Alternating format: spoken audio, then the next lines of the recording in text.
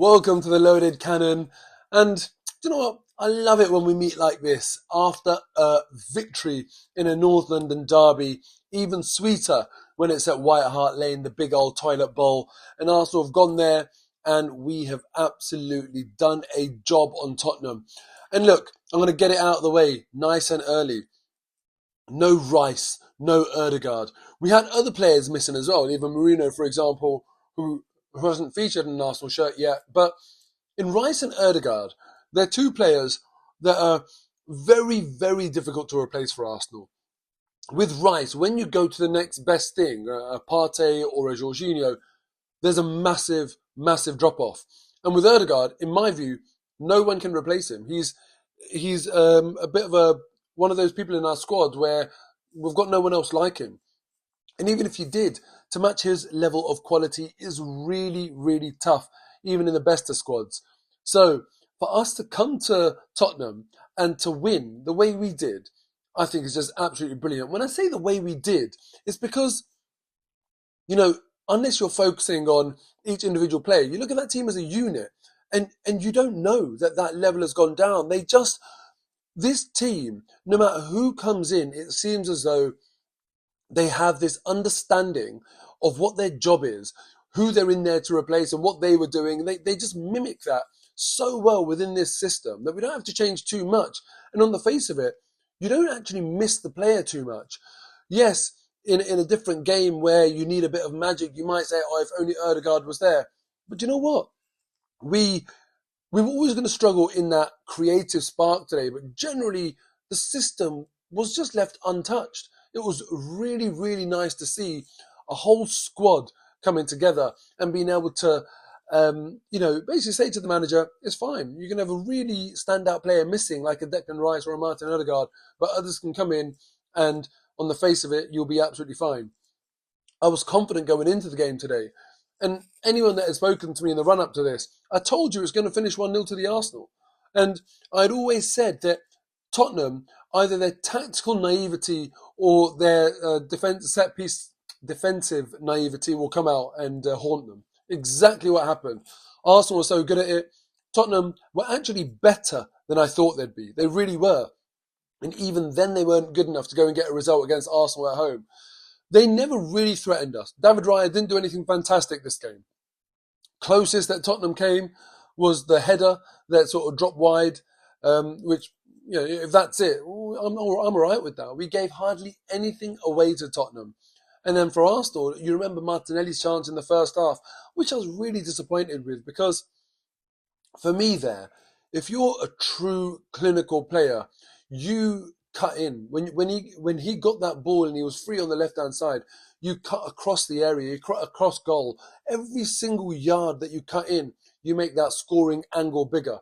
But instead, he sort of went diagonal at the goal. And by the end of it, you leave yourself with such a fine margin to try and aim for that it's always going to be a really, really, really good finish if you score a goal. And it kind of puts the odds in the keeper's favour. He needs to, in my view, step up.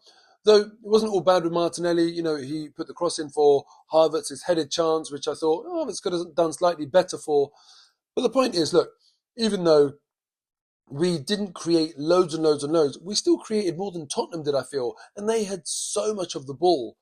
Today was a classic 1-0 to the Arsenal victory. Absolutely classic. Because, we kept it really, really tight, scored from a set piece. And after we scored that goal, we did hardly anything with the ball. We barely had the ball. Tottenham had absolutely everything. But I never felt panicked. I never felt worried. It was always Arsenal just in control of it. No, there weren't any attacking players to me today that really, really stood out. But you know what? Defensively, absolutely brilliant. Who do you give your man of the match to? Put it in the comments below because Saliba, Gabriel, Timber, all absolutely brilliant. I'll talk about Timber first, right? Because I don't know if he's spent the last year that he's not been playing just sort of like getting increasingly more angry.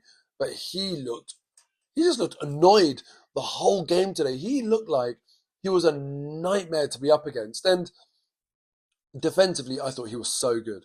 He was just one of those players where you could tell took so much pride and satisfaction in that defensive battle. Clearly matters a lot to him in terms of that one-on-one battle, because he was just like, he was a dog with a bone in that one-on-one battle, and I loved it. I really liked seeing a fullback taking so much pride in that personal battle. Gabriel and Saliba, absolutely brilliant.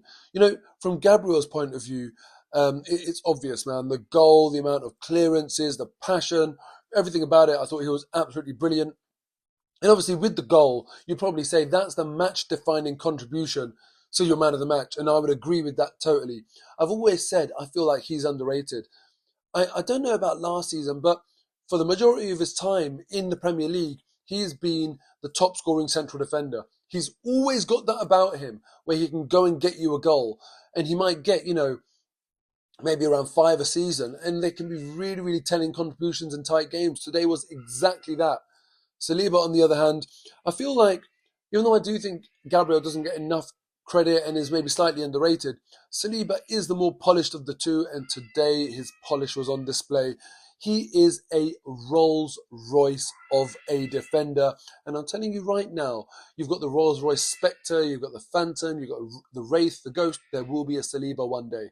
There'll be a Rolls Royce Saliba named after him, because he is just so clean and smooth with the way he plays the game. His distribution today, I can't even remember him misplacing a pass. And that is, playing out from the back when you're being pressed away from home at Tottenham, is no mean feat. And that's not with Declan Rice in front of him either, where he's always got a recipient for the ball.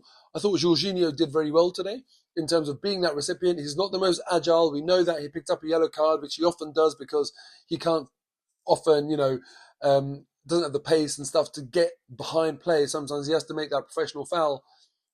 But in terms of receiving the ball and being comfortable spraying it out, he was brilliant. I was disappointed with Thomas Partey today. He barely got on the ball. I was really, really surprised with how little he showed for the ball, and I felt like that put extra pressure. At the times where he did get the ball as well, I felt like he gave it away. So, for me, we did do very, very well without Declan Rice. Because if Declan Rice had played instead of a Partey, for example, today, we would have been much, much better. In short, it was easy given the circumstances, given how tough it should have been. The first half, I have to say, I enjoyed so much from a neutral point of view because it was just such a fiery North London derby. But the second half, I enjoyed as an Arsenal fan because I never, ever felt threatened. And we just went up a gear and Tottenham couldn't match it. North London is red. Simple as that. Tottenham are just Tottenham. Love having them as a rival. Just, you can't ask for more. We'll always, always cast a big, big shadow that small tin pot trophy allergy having club will always reside in. And I'm going to be very, very smug. Tottenham fans, stay out of my way because you are not going to want to talk to me. Up the Arsenal.